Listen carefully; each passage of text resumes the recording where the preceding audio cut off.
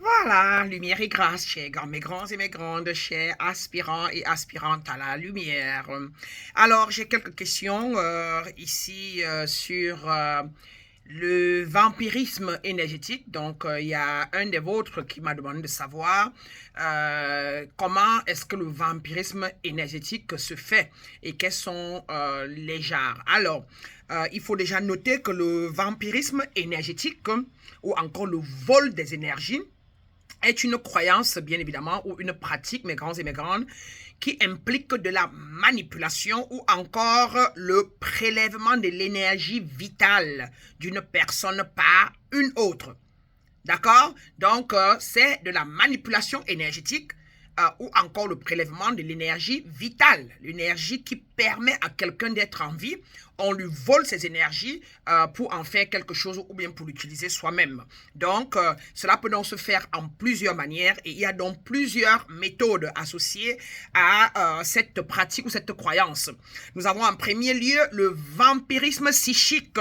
Le vampirisme psychique, nous parlons ici des centres psychiques en l'homme, tels que les grands centres, tels que le centre psychique de la racine du chakra, d'accord, du centre psychique de la racine, le centre psychique sacré, le centre psychique du plexus solaire au niveau du nombril, le centre psychique du cœur, le centre psychique de la gorge, le centre psychique du troisième œil, le centre psychique de la couronne chakra. D'accord, ça ce sont les grands centres énergétiques ou encore centres psychiques en l'homme. Donc, des espaces de la psyché où est figé des énergies qui permettent que l'organisme tienne debout comme il tient debout.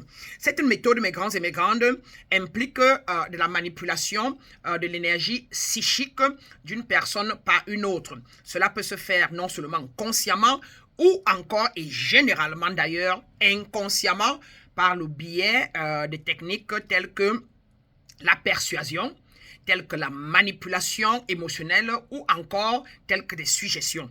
Les manipulateurs, les narcissiques, les pervers narcissiques, les personnes de mauvaise foi, les personnes maléfiques, les sorciers, tout ce que nous appelons généralement les marabouts parfois et des maléfiques, hein, des marabouts négatifs, des maléfiques et tout ça là, peuvent être ces personnes-là qui vont de manière malicieuse, vous suggérez des choses à votre psyché et vous allez vous laisser emporter sans vous rendre compte parce que vous êtes inconscient, hein, d'accord, de vos énergies et ils vont donc s'en accaparer et vous utiliser à ces fins-là. Et donc, ils peuvent le faire, comme on a dit tantôt, à travers la manipulation ou la persuasion. Et le monde entier, en général, le monde entier, 95% des personnes sont soumis et sont contrôlés de manière manipulative par leurs bourreaux, que ce soit, tout le monde a des postes, hein, la plupart des gens dans le monde, en dehors de quelques personnes juste conscientes et non maléfiques, mais sinon la plupart des personnes dans des positions de leadership sont généralement des manipulateurs. Donc faites attention, je dis bien partout, et surtout encore dans tout ce que nous appelons comment on appelle encore ça, ce que nous appelons encore les doctrines. Dans les doctrines, la plupart des doctrines sont manipulatrices. La plupart des leaders spirituels ou encore des leaders religieux sont des bons manipulateurs. Car pour garder des personnes croyantes ou croyantes, pour garder des personnes sous son joug, il faut contrôler leur conscience. Et contrôler la conscience de quelqu'un veut dire manipuler consciencieusement la personne. Vous ne pouvez pas rester sous une institution généralement doctrinaire si on ne vous manipule pas. Et c'est tellement fait de manière tellement subtile que vous ne pouvez pas comprendre. Hein? Mais ceux qui la guident, qui la gèrent, le savent et on vous manipule donc pour avoir de vous ce qu'on veut et vous restez épuisé. Par exemple, toute institution qui vous fout la peur, la culpabilité, le doute, qui vous fait vous culpabiliser, vous fait vous inquiéter, vous fait avoir le sentiment de manque, vous demande ce que vous n'avez pas, vous condamne pour avoir fait ci ou ça ou un acte, exactement, est une institution de manipulation. Et la plupart d'entre nous avons été manipulés, sommes souvent manipulés, même sans nous rendre compte. Donc, il y a donc le vampirisme psychique, il y a le vampirisme émotionnel. Les vampires émotionnels se nourrissent de l'énergie émotionnelle des autres, en particulier des émotions fortes comme la peur, comme le doute, comme la culpabilité, comme la colère ou comme la tristesse. Ils vous foutent la colère, ils vous foutent la peur à travers certaines tactiques, certains trucs de méfiance, d'accord? Ils peuvent créer des situations qui suscitent ces émotions chez leurs victimes et afin de bien s'en nourrir. C'est-à-dire que pour profiter de votre argent, pour profiter de votre soumission, pour profiter de votre attention, ils vous foutent la peur et vous ne pouvez pas vous rendre compte. D'accord? C'est ce qu'on appelle le vampirisme. Ça se passe dans les ménages, dans les relations d'amour, dans les relations sentimentales, dans les relations familiales entre père et enfant. Ça se passe dans des maisons où les grands frères ou les grandes sœurs, les grands frères généralement, ou les oncles, les cousins, comment on appelle ça, soumettent leurs petits frères, petites sœurs, et parfois à la sodomie, parfois à la pédophilie, parfois au viol. D'accord? Les enfants sont soumis au viol et on leur fout la peur. On leur dit par exemple que si vous dites à maman, maman va mourir. Si vous dites à papa, on va vous tuer. Et les enfants sont comme ça violés, sans compter même par voilà, comment on appelle ça encore? Des leaders. Des leaders spirituels, des leaders de doctrine, des leaders religieux. Donc ça se passe partout. C'est fréquent, c'est pas seulement en Afrique, dans toutes les sociétés, nous le savons. Donc, et beaucoup de gens en ont témoigné, fouillez en ligne, vous allez voir beaucoup de personnes aujourd'hui déjà grands, mais qui ont vécu de la manipulation émotionnelle par leurs dirigeants spirituels, par leurs leaders de religion, etc. Donc voilà. En numéro 3, il y a le vampirisme sexuel. Le vampirisme sexuel est une forme de vampirisme qui implique la manipulation de l'énergie sexuelle d'une personne par une autre. Les vampires sexuels peuvent utiliser le désir sexuel ou la séduction pour attirer et puiser dans l'énergie sexuelle de leur victime. Ça se passe de manière très subtile.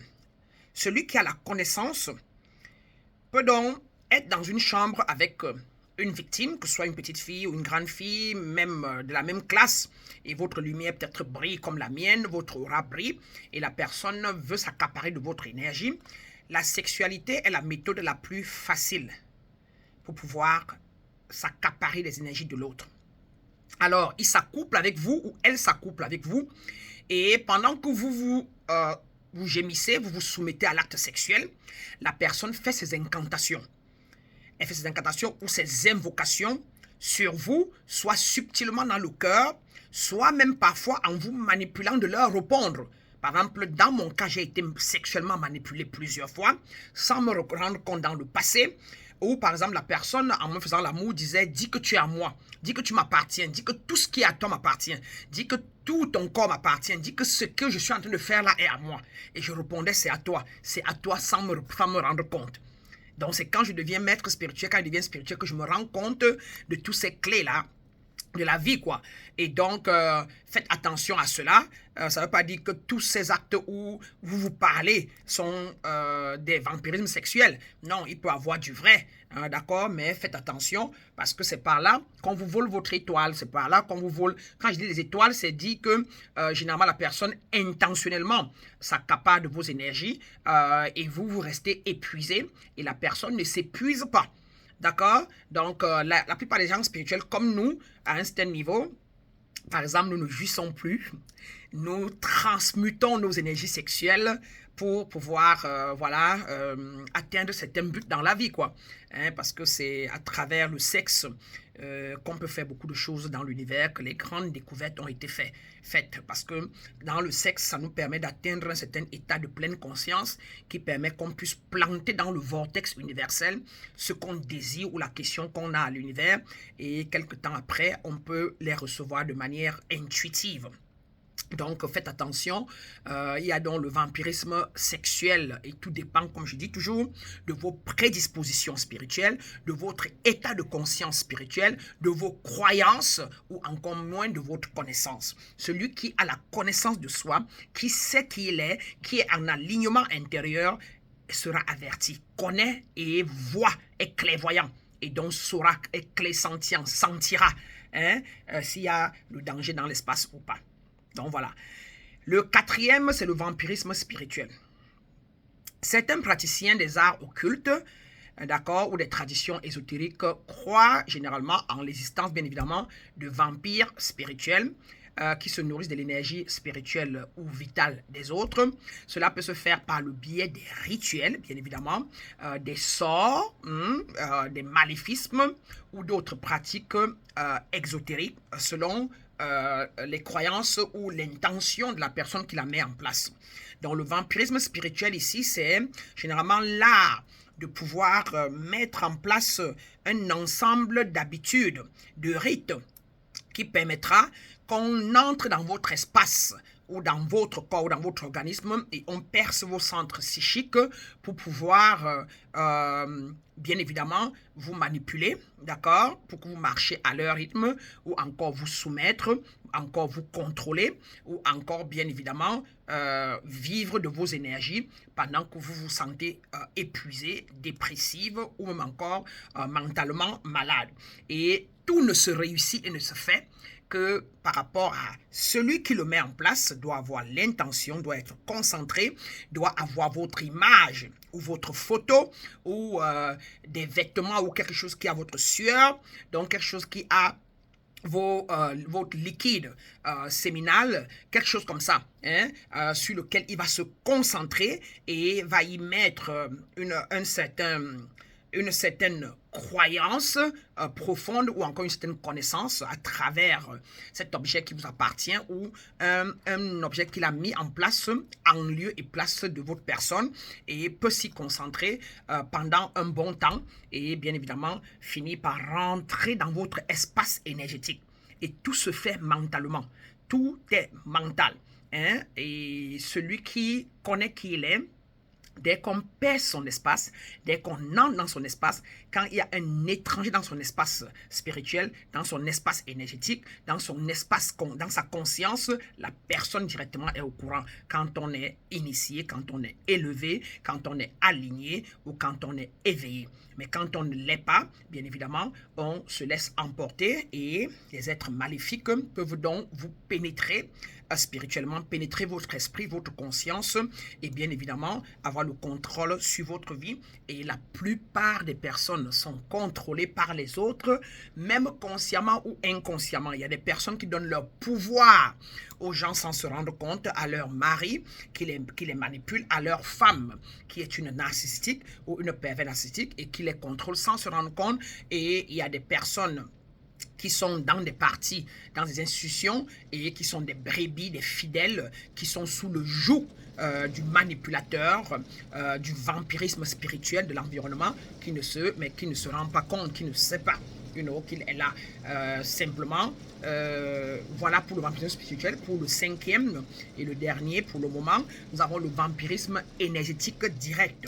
Il s'agit bien évidemment ici d'une pratique où une personne manipule ou draine directement l'énergie vitale, hein, la force vitale d'une autre personne, souvent pour le toucher ou d'autres moyens psychiques pour te toucher, pour te finir, pour t'anéantir, pour te briser, pour te casser, afin que tu sois soumis à lui, afin que tu souffres, afin que tu vives comme la personne désire, voilà quoi. Donc voilà un peu les 5 genres de vampirisme énergétique qui existent et il en existe dans toutes les sociétés de manière consciente ou inconsciente mais j'ai remarqué qu'en Afrique c'est à gogo comme on dit souvent chez nous, c'est en n'en plus parler. Nous vivons dans une constance de vampirisme énergétique consciente et inconsciente. Nous nous auto-envoûtons et nous nous désenvoûtons. Nous ne savons même pas ce que nous faisons, tellement nous portons mentalement tout ce qui est bas, qu'il est facile pour celui qui veut nous vampiriser d'entrer dans notre espace négativement, parce que nous sommes aussi négatifs et nous portons aussi en nous les énergies négatives. Donc voilà mes grands et mes grandes, à vous de voir, de savoir si vous vampirisez les gens de manière inconsciente ou consciente, ou alors si c'est les gens qui vous vampirisent de manière consciente ou inconsciente. D'accord? Mais vous pouvez être à l'abri de tout ça. Vous n'êtes pas venu ici dans ce monde pour être vampirisé, mais la vie, la nature, de par la loi de cause et effet, de par la loi de vibration, de par la loi énergétique, bien évidemment, de fréquence vibratoire, tout est énergie et voilà, ça s'entrecroise et nous avons donc la loi de la polarité qui nous permet de comprendre qu'il y a les énergies du haut astral, les énergies du bas astral, donc le mal et le bien, la négativité et la positivité, voilà. La pauvreté et la richesse, la proie, une proie et un prédateur. Et si vous ne voulez pas être l'un, vous ne pouvez que être l'autre. Si vous ne voulez pas vous faire vampiriser, vous devez découvrir qui vous êtes, vous devez aller à l'initiation, vous devez prendre le chemin de l'éveil, vous devez découvrir, aller à la connaissance de qui vous êtes, découvrir vos états multidimensionnels, vous élever davantage de manière à ce que quand les vampires énergétiques veulent entrer en vous, nantis de votre connaissance, de la compréhension, de la sagesse divine, vous serez à mesure de les voir, de les reconnaître, de les découvrir.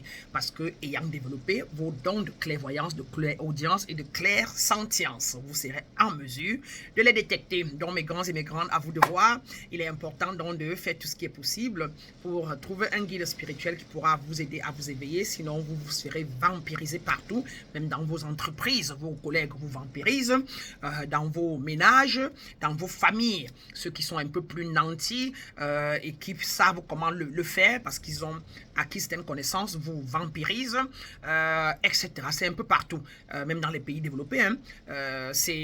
Comme j'ai dit, il y a volontairement et involontairement, tout dépend de l'état de conscience d'un chacun. Faites-vous initier, découvrez-vous, il faut aller à la découverte de soi, à la connaissance de soi, afin d'un être nanti qui peut mettre des limites, d'accord, autour de soi, délimiter sa nature de par la loi de la limite et ainsi pouvoir éviter d'être vampirisé. Lumière et grâce, mes grands et mes grandes. Si cette vidéo vous a parlé, bien vous la partagez. Sinon, bien vous la likez notre chaîne, être parmi nous. Et si possible, bien évidemment, posez des questions, faites vos commentaires et nous partons de là pour continuer de vous répondre et de vous éclairer. Nous étions là où vous êtes hier. On nous vampirisait. J'ai vécu beaucoup de cauchemars, beaucoup de vampirisation à travers mes relations. J'ai un ami qui m'a dragué, on sortait ensemble, mais je me suis rendu compte en bas de notre lit qu'il y avait une poupée vaudou, après qu'il soit parti, qu'il avait fait à mon nom et sur lequel il piquait des aiguilles. Et je me rappelle pendant toute cette année-là, tout ce que je travaillais, je lui donnais. Tout ce que je travaillais, je lui donnais sans me rendre compte que j'étais télécommandé, je respirais à peine, je travaillais avec beaucoup de peine, je voulais toujours le voir. Et c'est quand il est parti que j'ai découvert cette poupée en bas du lit avec des aiguilles là-dessus. Et quand j'ai fait des recherches plus tard, que j'ai compris que c'est le vaudouisme. Dans le vaudouisme, on utilise la poupée pour représenter la personne et on peut donc piquer ou faire du mal à la poupée et pendant ce temps, c'est la personne qui subit ou qui souffre. Donc moi, j'en ai beaucoup souffert. J'ai beaucoup de vampirisme énergétique, je peux en parler. J'ai quelques vidéos en ligne qui parlent de ça. Allez chercher et regarder. Sur ce, mes grands, mes grandes, je vous vois dans la prochaine capsule ou vidéo et on parlera d'autres choses par rapport aux questions que vous aurez posées. Lumière et grâce à vous, bien de choses. Maître Brana.